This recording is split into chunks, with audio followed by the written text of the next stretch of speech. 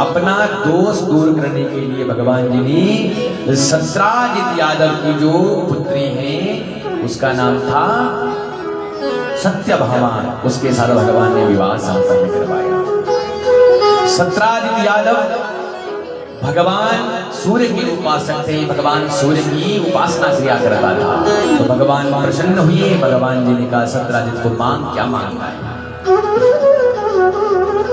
सत्राजित ने कहा मुझे कुछ नहीं चाहिए, जो आप देना चाहेंगे उसी में मैं प्रसन्न हूँ। भगवान सूर्य ने सत्राजित यादव को मणि प्रदान करी और वो मणि नित्य 8 भार सोना देने वाली थी। जहां वो मणि रहती थी आदि व्याधि कष्ट महामारी रोग हैजा नजर दोष ऊपरी बाधा का वहां पर कोई प्रभाव नहीं होता था। इतनी दिव्य मणि थी, नित्य 8 भार सोना देने वाली थी। एक बार उस मणि को सत्राजित यादव ने गले में डाला और यादवों की सभा में गया। भगवान की दृष्टि सत्राजित यादव पर पड़ी तो भगवान जी ने कहा अरे मानो आज सूर्य ही हमारी सभा में आ गया है। अरे सत्राजित यादव ये मणि तुम्हें कहाँ से प्राप्त हुई है? सत्राजित ने कहा कि मैंने भगवान सूर्य की उपासना की और भगवान सूर्य प्रसन्न हुए, भगवान सूर्य ने मुझे ये मणि दी और मैं इस मणि को पहन करके घूमता हूँ। भगवान जी ने कहा ये मणि तो अत्यधिक धन देते हैं, सोना देते हैं, नित्य 8 भार सोना, तो तुम इस मणि को अपने पास रख करके इतने सोने का क्या करोगे? एक काम करो, इस मणि को राज्य में रख दो और राज्य में जो सोना होगा, जो धन होगा, प्रजा का पालन होगा। तुम इतना सोना रख करके क्या करोगे? सत्राजित यादव ने मना कर दिया, मैं नहीं दूंगा, मैं मणि को नहीं दूंगा। मैंने तो ये मणि भगवान सूर्य की कृपा से प्राप्त की है, भगवान सूर्य ने मुझे प्रदान की है, मैं इस मणि को राज्य में क्यों दूंगा? तो भगवान जी ने ठीक ही कहा था। अब क्या हुआ, एक दिन की बात है, सत्राजित यादव का जो भाई था प्रसीन, उसने वो मणि गले में डाली और शिकार खेलने के लिए चला गया। रात्रि हो गई थी शिकार खेलते खेलते और रास्ते में सिंह मिला। सिंह ने प्रसीन को मार दिया और मार करके शेर भाग गया। अब वहीं से जा रहा था जामवान। जामवान की किंचित दूराई पर एक गुफा थी, उस गुफा में जामवान रहता था। जामवान के साथ रहती थी जामवान की पुत्री जामवती।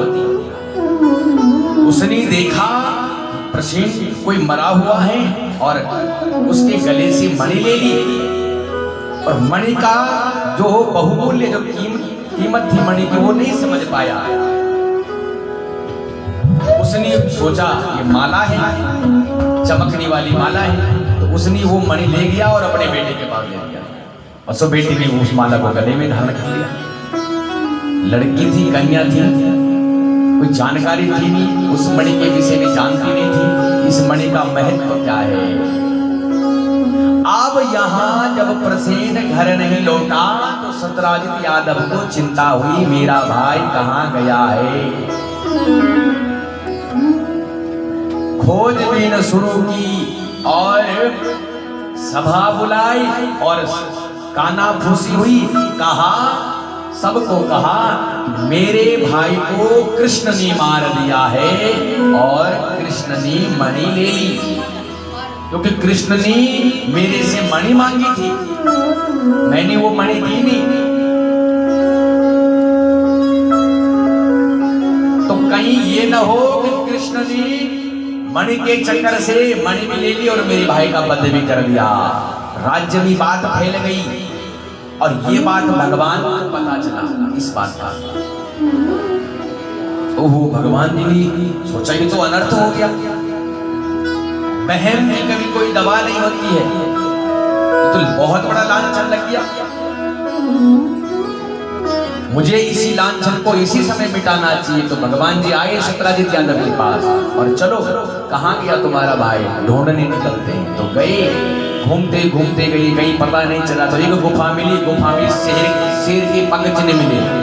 उन्हीं उन्हीं पग चिन्हों के आधार पर गई आगे। सत्राजित यादव की ओर देख वहां है। ओहो, अब सत्राजित यादव बड़े लज्जित हो गए कि मैंने तो भगवान पर शक किया था। भगवान जी गए ये मणि दे दे, वो रोने लगी। वो रोने आवाज जब जामुआन ने सुनी तो जामुआन दौड़ता हुआ आया। भयंकर युद्ध हुआ भगवान जी के साथ। 28 दिन तुम सर्वभूतानां प्राणः ओजसहो बलम् विष्णु पुराण पुरुषम प्रभविष्णु मदेश्वरम। मैं जान गया है कि तुम कोई साधारण नहीं हो। मेरे साथ जैसा कैसा योद्धा युद्ध नहीं कर सकता है। आप साक्षात नारायण हो। मैं आपकी भगवत्ता नहीं समझ पाया, क्षमा चाहता हूँ। 28 दिन तक और स्तुति करता है। नहीं जामवान, बस मैंने तो अपने कलंक को मिटाने के लिए ये सब किया है। सत्राजित यादव ने मेरे ऊपर चोरी का इल्जाम लगाया है, इसलिए इस इल्जाम को दूर करने के लिए मैं यहाँ आया हूँ। ले लीजिए अपने मणि, मेरी कन्या के गले में है। कन्या को भी तुमको प्रदान कर दिया है। राधा रमण भगवान गए थे कलंक मिटाने के लिए, तो कन्या को वरण करके ला दिया भगवान जी ने। तो दूसरा विवाह भगवान जी का हुआ जामवान, जामवती के साथ। अब भगवान जी ने मणि निकाली, सत्राजित यादव को दी। सत्राजित यादव लज्जित हुए, कहा प्रभु आप दे दो इस मणि। भगवान जी ने कहा नहीं, मैं मणि नहीं लूंगा। फिर कहा बड़ा बुरा रिजल्ट चला जाएगा, बुरा संदेश समाज में चला जाएगा। लोग सोचेंगे भगवान जी ने विवाह भी किया और दहेज भी लिया, इसलिए मैं ऐसा नहीं करूंगा। तो माताओं, आप जानते होंगे आज समाज में दहेज प्रथा का बड़ा बुरा प्रभाव होता चला जा रहा है।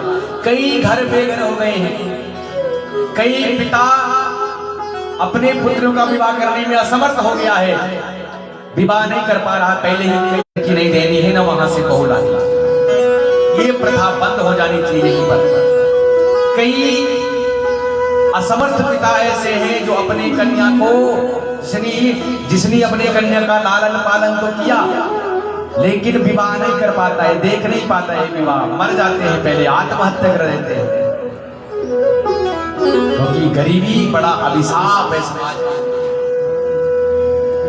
सब भाई बहन एक प्रतिज्ञा करेंगे, का बुरा रिवाज है आज देश में समाज में। दहेज का बुरा रिवाज है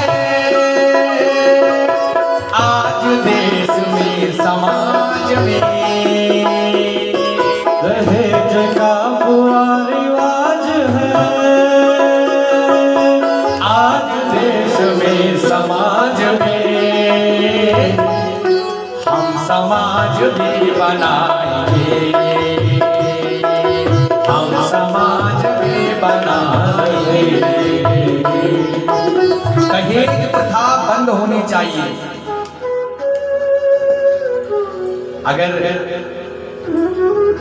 एक बेटी का पिता यदि अगर लड़के वालों को मोटरसाइकिल भी देता है ना, यदि कार देता है, तो फिर वो नौकर है। कौन? दामाद जो बना है वो नौकर है, मालिक तो असली मालिक तो ससुर है। जिसने गाड़ी ली अपने आप पे ताकत है तो अपने आप अपने पैसों की लाओ। किसी के दिए हुए धन पर हम क्या राज करें, किसी के दिए हुए वस्तु पर क्या राज करें।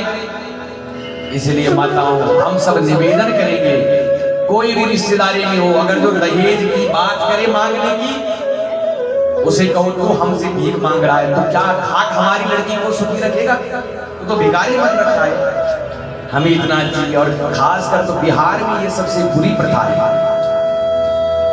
जिसकी 2 कन्याएं होगी ना, 3 कन्याएं होगी, मरना है उसी। इतनी महंगाई में कब कुछ करेगा बेचारा, क्या करेगा, कब उनका विवाह। और विवाह में मोटरसाइकिल तो पक्की है, वो तो देनी ही देनी है, और विवाह का खर्च अलग है।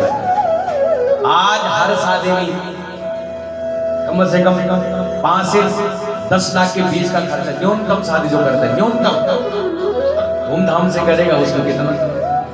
हमारे उत्तराखंड में कई गांव की जो शिक्षित किसान है, हाँ सोशल मीडिया के माध्यम से हम देखते हैं कईयों ने जो ये बहुव्यंजन है ना सब पर बैन लगा दिया। जो गांव में ये नियम का जो वो करेगा, उल्लंघन करेगा, गांव से अलग कर दिया जाएगा उसको।